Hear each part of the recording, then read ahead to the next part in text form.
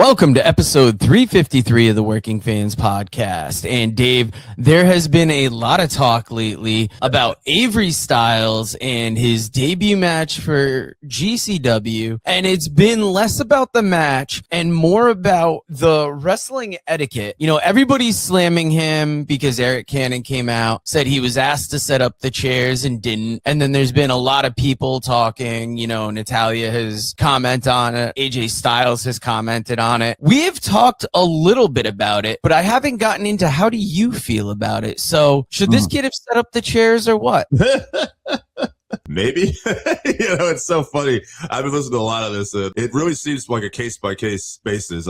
Perry Saturn has a thing on his YouTube channel. I actually watched it because Bob Cook had recommended it the other day. And he was like, I never set up a goddamn ring in my life. I never did any of that stuff. He said people were hired to do that. That's how it worked. He said, fuck that. He said the promoter should be hiring a ring crew and they should be doing it. Now, me and you both know the case is that sometimes nowadays, promotions are small. You have people that want to help, and that's part how it gets it done. And even in saying that, Perry also said that Sabu, the Sheik, always wanted him to set up the ring and do everything. So it seems like everybody had a different path. I like that Cody Rhodes commented on this and said, Avery's already paid his dues in other ways. You don't understand. It's a second generation wrestler, third generation wrestler. He's going to have eyes on him. Yes, he's going to have some advantages, but there's going to be disadvantages. And there's also the staying at home while your dad made a living, not getting your dad around you, and, a lot of that stuff. Now, I'm not going to say that Cannon was wrong. I wasn't there. I guess there's some people that back up that, he did speak to him, and Avery still kind of just was nowhere to be seen. I will say this, though. The one thing that is kind of concrete about the situation for me personally is that I would never air my grievances. And you know this. This is one thing I think we can say. I would have had a problem with you put it on Facebook or Twitter or Instagram. That's just not going to happen. That's just not how I would do it. Even if I talked to you. So let's say he did talk to him. Even if I did talk to you and we had a bad outing, shit's not going on social media. It's just not. That's not how I would do it. It's either going to be me and you, or if we can't iron it out, maybe a few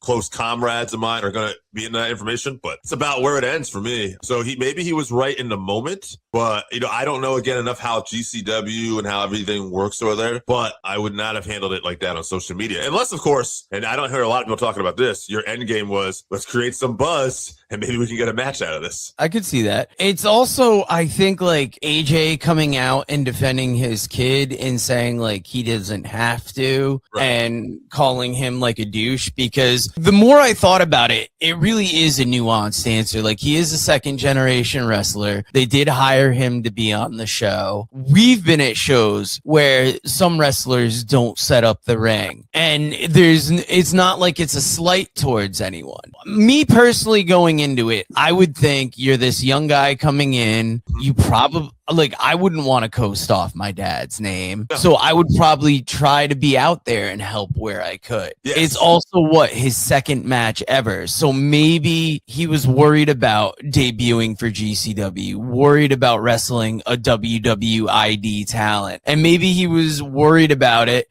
He's so young, maybe he didn't know how to say I have to do that. Maybe he just hung out and it's whatever's whatever. But you and I also know that being out there, setting up the chairs, doing whatever the promotion needs to get the show ready, it leads to opportunities. He's going to get opportunities anyway, so maybe that part didn't creep in his head, but it's also just being a good hand, just helping out wherever you can, getting things together well. And now that you bring up that Eric Cannon maybe just trying to stir up some shit, maybe it was to game a match. There's no easy answer for this, but I do know that the more you help out, maybe the quicker you'll get invited back. And I kind of wanted to parlay that because OWR last weekend, we've been setting up the chairs for Outkast Wrestling Revolution. We've taken the tickets at the door. Yeah. And last weekend, that led to our debut on live commentary, and that was kind of a wild thing. Like, we almost had to expect it to come at some point, but when Cindy surprised us with it, you and I were both shocked. We were ready to get into the moment. How was that experience for you, and what did that mean to you? Well, yeah, I mean, again, kind of playing it off what we were talking about earlier, you know, some things for our situation's a little different. You know, we came in there kind of hoping we could just get some podcast interviews, and in return, you know, if we interview some of their talent and promote some of their stuff, maybe we could have a working relationship with them. That worked out. And then we figured, since we're kind of on this, it's not like we're the Chris Van Fleet show or anything like that, right? So we know, you know, we don't know what, you know, space and everything like that, what's going on back there. Like, maybe they're not going to need us at some point, you know, and that's okay. So, but in the meantime, let's give our best here to help out in other areas if we can. Let's show that we appreciate what they're doing. Plus, me and you don't like to just stand around while other people are working. We also don't want to be in the way either. So it's a fine line. So it's like, okay, oh, they're setting up the ring. Well, we're not really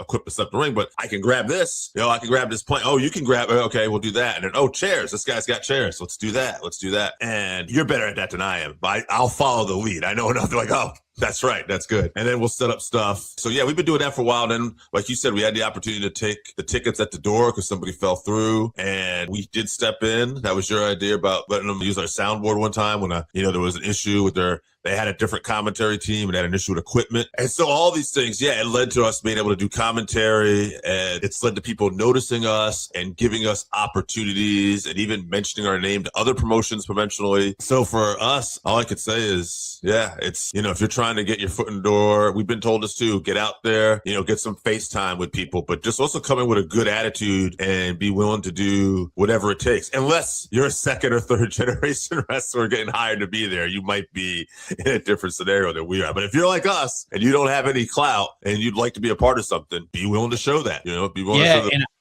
I was nervous going into it because typically for our commentary that we do for New Heights Wrestling, there's plenty of notes together. We know the talent, we know stories, but it's getting the notes ready to tell them the right way and doing it live without notes. Mm-hmm. I was nervous in the moment. I'm like, I don't think I'm doing well. Like, you know, I'm trying to tread water. I'm trying to hang because we had Alex Acheta, who was the lead commentator, who talking to Alex about what he's done in wrestling, it felt intimidating. I'm like, okay, we're here with somebody that's done it at a higher level. And you know, when we both talked to Cindy and Lou after the show, it's when you hear the commentary, give us some feedback. But for Alex to tell them that we did great, I thought that was crazy because I'm like, I don't know if what I'd classify what we did is great. You know, it was a no prep thing thrown in at the last moment. Mm-hmm. And how did you feel you did in the moment? Because like I was nervous because when I was doing commentary, I was also ringing the bell. And it's funny because you would think it's easy to know when to ring the bell until you're the one with the hammer in your hand and you're like, oh, okay, I'll get a cue, right? I've been watching wrestling for so long, you know. Are you good? Are you good? Ring the bell. Right. But for some reason in my head, I'm like, will I get a cue? Will I know when it's time? You know, you don't want to screw things up. So I had a lot of nerves and kind of anxiety about that. Were you feeling that as much? Before I answer that, I just want to say before I forget, Cindy and Lou have been great to us. I do want to thank them for that, but also Alex. Alex was a real pro, and I would say, you know, I think we did okay. I think we did solid, but I think at the end of the day, we were only enhanced because he was so good at what he was doing, you know, so. Oh, yeah. Yeah, I mean, the question was, how did I feel about our performance? Yeah, well, how about your performance? Because you didn't see, like, I don't know, you didn't see as much of what I did because you were holding down the interviews, thank God, backstage. Plus, like, you're in your own head when you're doing it. Every time we do commentary, I'll always pick apart something we did. And then when I watch the replay back later, I'm like, oh, it was fine. I don't know what I was worried about. I can tell you the things I was thinking about. I was thinking about at times that I was talking over him a little bit too much, like we were kind of crawling back. Even though it wasn't like a constant thing, I felt it was more than I wanted because of the noise in the venue, as opposed to what we're used to do in post-production commentary, where there's really no noise other than maybe a few screaming kids upstairs. Or the water running. with the plants. I love you, baby. But but unless there's no crowd cheering and there's no wrestlers making noises and slams because we're in a post-production area. So I remember thinking, how do I sound? How is my voice coming off? I know I have a loud voice, but Alex to me just projects so well. It's how does this sound together? So I'm very interested in the final product whenever they put it out on YouTube. I'm sure we did fine, but I also don't feel like it was my best performance. But again, the first time ever going live, it's kind of I got to kind of see this. I felt almost, I guess in some ways, I didn't process this at the time, but maybe I was just a little overwhelmed because I had too many different things I was thinking about. Oh, yeah, there was a lot going on that day. It's still, thank you very much to Cindy and Lou for the opportunity. And November 7th, they're having their last show of the year at Ledyard Middle School. We will talk more about it as details are available. But if you watch the Working Fans podcast and you're in the Connecticut area, come on out to Ledyard Middle School. We've got to get some bodies out for their shows. They are the greatest little family-friendly indie around, and I feel like they're the next big thing to pop. And if you support us, support them. And I'll tell you who's supporting NXT is Zilla Fatu made his debut. This is something that's been talked about for a while. I think I heard either that weekend or the prior weekend he had dropped the House of Glory title. What did you think when you saw this? So kind of funny. I was watching with a VPN, I'll say it, on Netflix, and I was a little behind watching the show, and then I was watching it on my phone. I got home, I heard a noise or something, and I just touched my eyes watching the main event, and I accidentally skipped a little too far, and so I went right to the end, and I didn't even know there was a no contest. It's Zilla Fatu. I'm like, oh, holy crap, Zilla Fatu. So it caught me off guard, obviously. I thought it was super cool and surprising to a point just how well this NXT crowd accepted him. Obviously, I expected him to be a pop, but they were totally going crazy for him. They were ecstatic that Zilla Fatu was in there. They knew his name. They were chanting him. They called him Zilla Fatu right out of the gate, too. So I'm assuming he'll get to keep that name. But yeah, so great debut. Interested that we got him right in the main event picture already, too, with, creeping potentially for a title match. I think it's cool. I thought it was wild. I'll give you one guess to where I heard it, and I don't think you would even imagine how I heard it. Well, it wasn't the Working Fans podcast because I never did a short that night. So interesting. Where would you have heard it? No, because my guesses would be the usual suspect, one of our friends. So who'd you get it from? Leilani Kai. I was looking on Facebook and I saw, so long story short, she was at a convention recently and she talked about how Zilla Fatu came over and was like, hey, can I get you food? Because I guess there wasn't food in the venue. And she's like, they don't have food here. He goes, you tell me what you want, I'll make it happen. And she talked about how sweet it was that after all these years, members of the Samoan family were still taking care of her. I get home that night and on my phone, I just see a post from her on Facebook saying, so great to see Zilla Fatu in NXT. And I was like, oh, wow. So the next day I went and watched it. I still haven't made it to that segment, but watching that episode of NXT, and I told a friend of the show, John White, this at work, NXT is the most stacked wrestling show right now. Because that episode, every match was major. The names that aren't even huge, they've given you a reason to care, like Cam Hendricks. You had Zarya versus Ren Sinclair. You had that segment with the tag team champions where they're talking about putting the tag team on the map. And they had 4 or 5 tag teams in the same segment. So you've got a stacked main event picture with Evil, Cruz Montana, Tony D'Angelo, Zilla Fatu. I'm sure there's another name I'm missing there. Right now he's in that.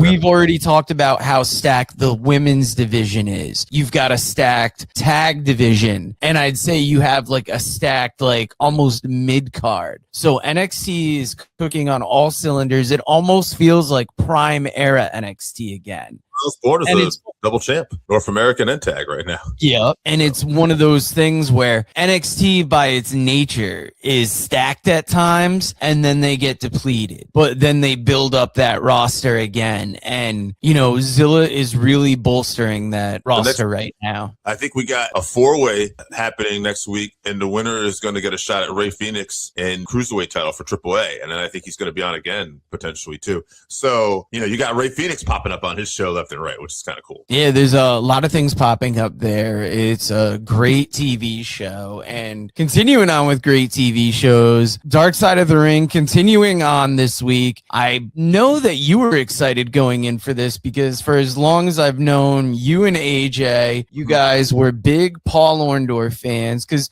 you're kind of from that era when he was a big name. And how did you feel this episode ranked amongst other episodes of Dark Side of the Ring? Might have been my favorite one this year. I know we were talking about Renegade last week, but this one was more emotional for me. Again, maybe because I had a more emotional connection to Paul, just that he was one of those guys that I grew up watching. But just sad, but also very interesting, right? Like I thought it was very interesting that Paul's, I talked to you off air about this, that his arm injury had started earlier in his career than I realized. I knew about it in WCW, but I didn't realize he had nerve damage done in WWF at the time, and he had just stepped away. He was very good at hiding that. Reminds me of Kerry Von Erich, who, is obviously even greater there. He's misplaced, he's been amputated a leg, but he's still, working with a prosthetic leg. Says a lot about that time period of those wrestlers. That being said, also about the nature of wrestling, about accentuate the positives, hide the negatives. And not taking any time off back in that era either, But it was very interesting to hear that Paul had just was working so hard for like this generational wealth. And I thought about it. I'm like, yeah, he must have had so much money. And then to hear the story about he had invested in the bowling alley, running it like a business, but then he was getting money taken from him,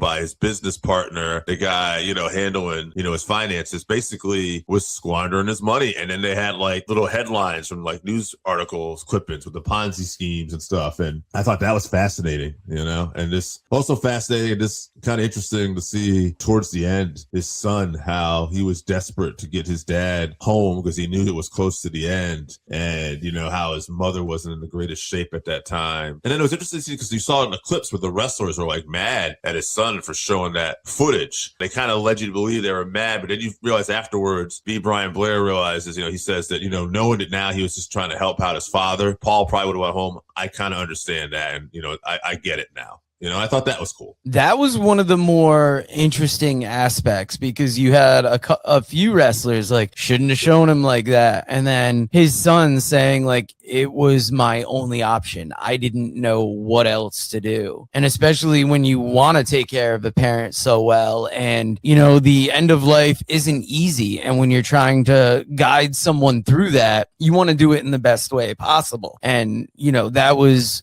an interesting wrinkle to that. I didn't have the attachment to Paul Orndorff that you did. I mean, he was a good, solid wrestler, but I didn't know, necessarily the story. And it was crazy that, he wanted to get into investing, get out of wrestling, but then he had to go back to wrestling to make a living again. I think this just hit a lot of emotional notes. And that's why Dark Side of the Ring usually as a season is a good collection. You'll have the stories, the stories you don't know. Now we're adding matches to it and you're getting all these different superstars and being able to tell their story. And I'm excited for it. And next week they're going to have Missy Hyatt. So I think just being such fans of Missy and knowing a little bit about her story, having interviewed her, it's going to be interesting to see how Dark Side handles that. If we're going to be talking about wrestling deaths, you brought up a couple that had occurred this month in history. It's interesting that Dory Funk had died this month because you had mentioned how Terry Funk had died. And this was really a tough loss when it happened because Terry Funk, one of those classic wrestlers, but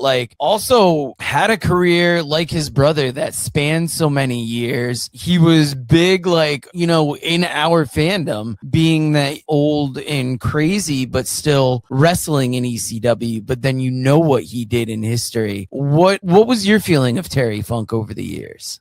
One of the all-time greats, man. Terry Funk scared me as a small child. I remember first seeing him in the WWF with his feud with Junkyard Dog, but he had that Brandon iron where he was branding people, and he just acted so crazy. He was a little intimidating. But, and then years later to see Terry in NWA WCW with his feud with Flair, where once again he's acting like a complete lunatic. He's putting plastic bags over people's heads. He's at a time when you didn't see it, pile driving people through tables, and Funk was just a nut. But man, he brought that intensity. He brought those great matches. And then again, seeing the rebirth of him in ECW, another chapter where he's completely unhinged and he's, doing moonsaults onto tables and chairs and just absolutely craziness. I want to bring up some of these matches because I did this with Dory last week, and it's interesting just to see. Like, it has, you look up on the internet, like, hey, what's some of Terry Funk's greatest matches? It has it broken down. Legendary NWA and technical classics, even though I wouldn't consider some of these technical classics. But this is what you get with the internet, folks. But Ric Flair, I Quit match. I've talked about that match all the time on this show. Clash of Champions, 1989. Ric Flair, Great American Bash, 1989. Another great world title match with Funk. Now, this is one I've only heard about. Jumbo Tsuruta, All Japan Wrestling, 1976. All right, give it an idea how far Terry dates back here, right? And this is another classic one you've probably seen online, Joe.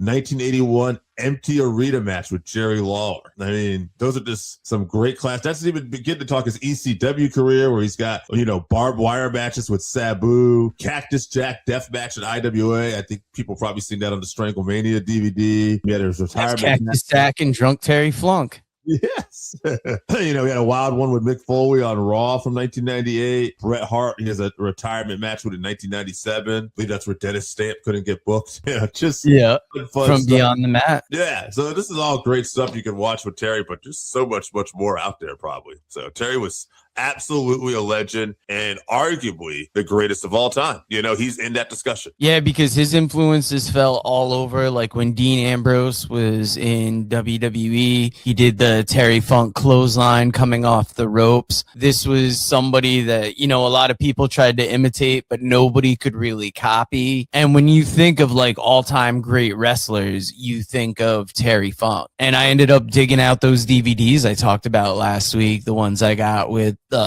Best of Funk in Japan, where Dory's featured on a lot of them. So I'm going to be digging into some of those matches. And when you talk about wrestling deaths that occurred this month, one that's going to hit a lot of people more now is Bray Wyatt, The Fiend, died. And it happened. It was crazy because WWE had released him and everybody thought it was insane. And then they brought him back. He had this great character. And then he died suddenly. And it hit a lot of people hard because he was one of those people that, like, especially when The Fiend came back, it was so unique and so fun. And, like, I like horror movies. So, like, it had an element of what is he doing here that I enjoyed it greatly. I was a Bray Wyatt fan the whole time, but especially during The Fiend time, I'm like, oh, he's got something here. He was a mixture to me of like Undertaker meets Kevin Sullivan. Like there was a little bit of that way he talked. It reminded me of a guy who was, trying to manipulate the masses, like a Kevin Sullivan playing off like a real life Charlie Manson type thing, where, he has his followers. But then, it would go a step further with the almost like the horror, like the creatures like the Undertaker, but trying to get it a little more edgier, right? Bray Wyatt to me was so talented, and I don't know why, but I just feel like he could have even been more. I just feel like maybe the booking wasn't where it should have been with him, whether that's on him or the creative behind him. But whatever reason, I just felt like, man, if you look at how well the Undertaker was protected, if they had protected a Bray Wyatt like that, I feel like, man, you're looking at even more of an unstoppable force. But man, it's a sad story especially because he's such a young guy and he was so loved. You could tell by all his peers, much like, Brody Lee, Harper, who was like super close to him and knowing those two, passed away in close proximity to each other, it's just sad moment. I will say I want to do this with Bray too, because, I think it's good to remember these people sometimes go back and just look at their matches. The Wyatt family versus the Shield, Elimination Chamber 2014. That is a very high, intense match. I just remember the crowd kind of chanting, "This is awesome," before the match even started. And that was one of the first times you really started to see that. And another match to kind of point out this guy's uniqueness, I'd say one of the most unique cinematic matches of all time is him and John Cena, the Firefly Funhouse from WrestleMania. That first year we had that pandemic WrestleMania in 2020, and we're like, oh man, this is going to suck. And then all of a sudden they pull off this unbelievable, crazy, unique thing. And I would say check those things out. Now, would you say the Firefly Funhouse match almost kind of redefined what cinematic matches could be? Because I think they had done a couple to that time. And they were cool. They were an innovative idea for the time. But like when I saw that match, there was so much creativity in it and there was so much fun happening. Like just Cena actually being willing to play around with his character. I thought it stood out as one of the greatest things I'd ever seen around then. Yeah, it was. That and the Boneyard match, which I think was the night before, with Taker and AJ Styles, were really the highlights. It was like almost right out of the bag, you got the best cinematic matches could be. And then we never really captured it again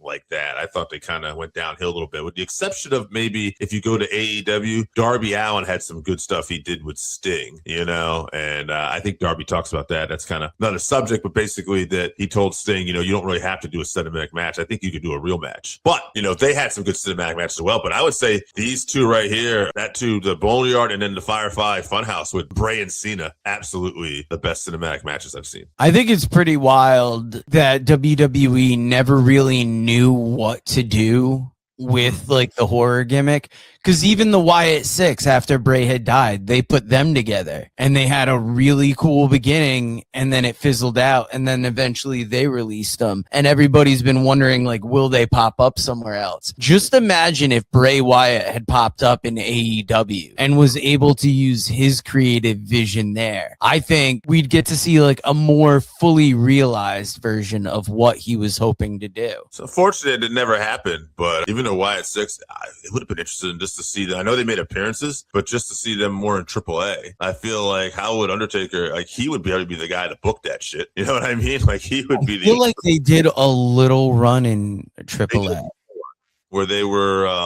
I want to say with Psycho Circus. Yeah, I remember that. That was great. And just to get to, usually we throw the other wrestling stuff in the middle, but did you see that Kofi and Austin Creed were announced for Jericho's cruise? Yeah, I saw something about that. I saw a headline. I didn't click on the article. So that is cool. Yeah, so they were added to Jericho's cruise. Kofi has also, trademarked his real name and I think KDM as well. So those two things together, we already thought and pretty much know that they're going to AEW. But those two things together give me a little better idea that they've got to be showing up there. We're like 2 weeks away from All Out London, so I'm very excited for that. Your boy got a new job, so I'm gonna be able to watch it. I'm over the moon about that. So let me throw a little more to you on Kofi and Austin Creed there. So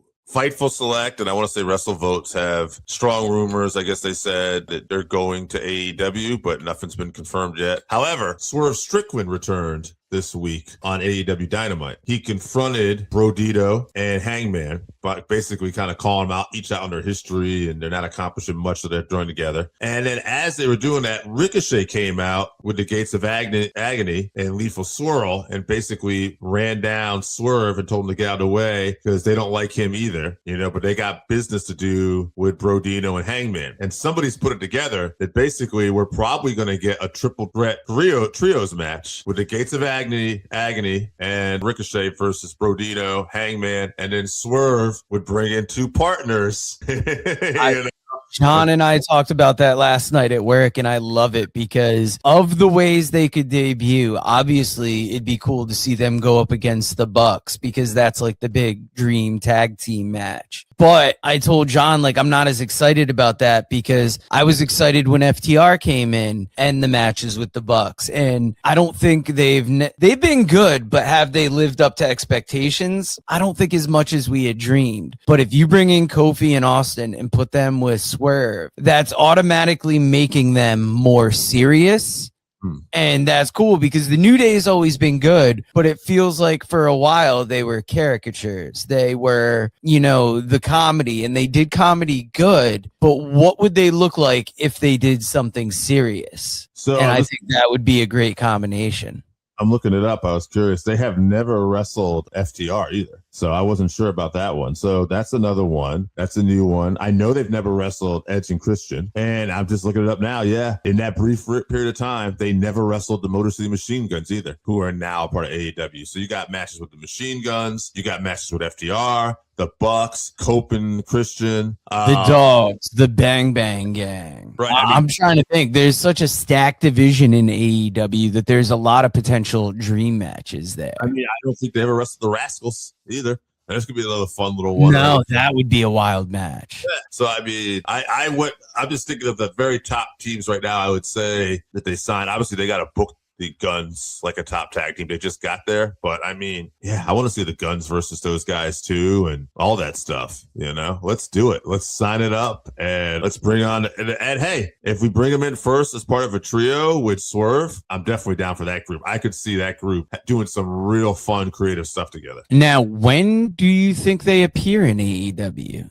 I think it happens at all in. I think they will team up with Swerve, and I think they're going to end up winning the trios titles. That's my guess. That All Out London event, very excited for. What else in wrestling right now kind of has your eye? It's kind of not, I don't think it's the biggest thing. I think it's pretty easy to predict, but I am very interested because it's different. I like that a lot of the Lucha Libre stars are getting their opportunity to shine, like in this tournament, and that we're going to have somebody, eventually challenge Roman and Reigns in Mexico. I think that when we didn't know who it was, we really went with like the wish list of luchadors, and like I think on the list they actually put together pretty straightforward. There's like one on there that I like wasn't aware of, but you've got like standard names, and I'm excited for that Mexico City Raw. I think when we get Penta versus Roman, it's going to be an exciting match. It's going to be different, but it's going to be that mix of what WWE's doing good with AAA right now, where it's a lucha show, but there's a lot of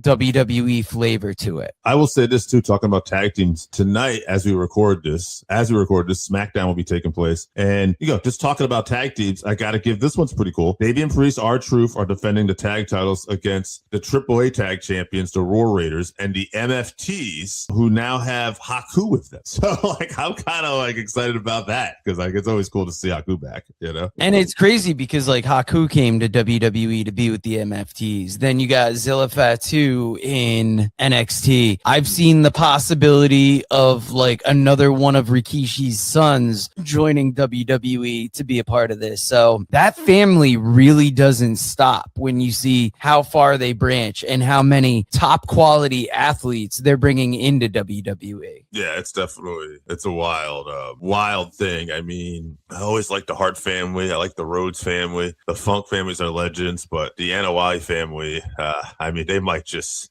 have the most stacked wrestling family of all time just by sheer numbers. Yes, sir. And there's so much exciting in wrestling right now. All Out is coming up. WWE SmackDown's exciting with Kevin Owens. What did you think of that Kevin Owens promo last week on SmackDown? I love Owens is back. I love Owens and Punk's interaction. I think I saw Brian Alvarez from Wrestling Observer talk about it. That basically, there's a lot of guys that try to make you believe they don't like each other, but this feels genuine. He said whether it is or not, who knows, but they're really good at pulling from what they need to pull from to make you believe there's general dislike there. Yeah, I thought it was a great way to kick off the show, how you kind of had the Cody CM Punk promo and then Kevin Owens comes in. It was really working good coming off of SummerSlam. Yeah, and they've already set up the Owens Punk match. I know it's going to be in Canada somewhere in a couple weeks. And, that's interesting about WWE right right now, it's like, I think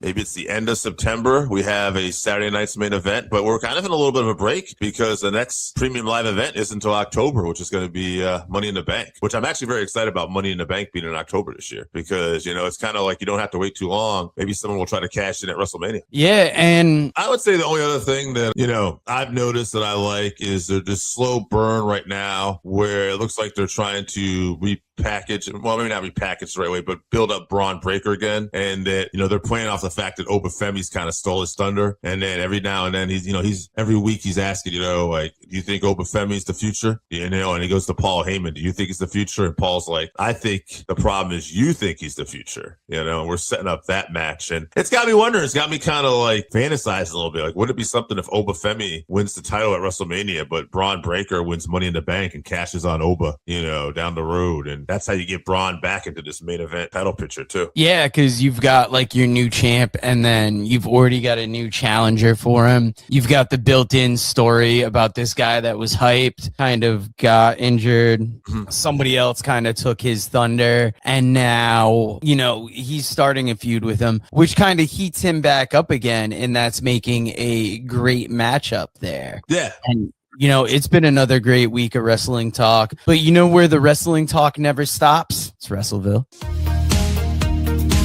Read about the Northern Wrestling Federation in the book presented by Wrestleville.com, The Pro Wrestling Vault, Volume 2. Hear the story of Roger Ruffin, the man who trained Carl Anderson, the Monster Abyss, Jordan Clearwater, Chris Harris, and Jillian Hall. Plus 45 other short stories including Jazz, Bobby Eaton, Kamala, Thunder Rosa, Mario Mancini, Scott Casey, PJ Black, Kerry Morton, Sal Renaro, Jeremiah Plunkett, Colby Carino, Bam Bam Malone, and many others. Get your book today at Wrestleville.com. Wrestleville. It's where wrestling lives.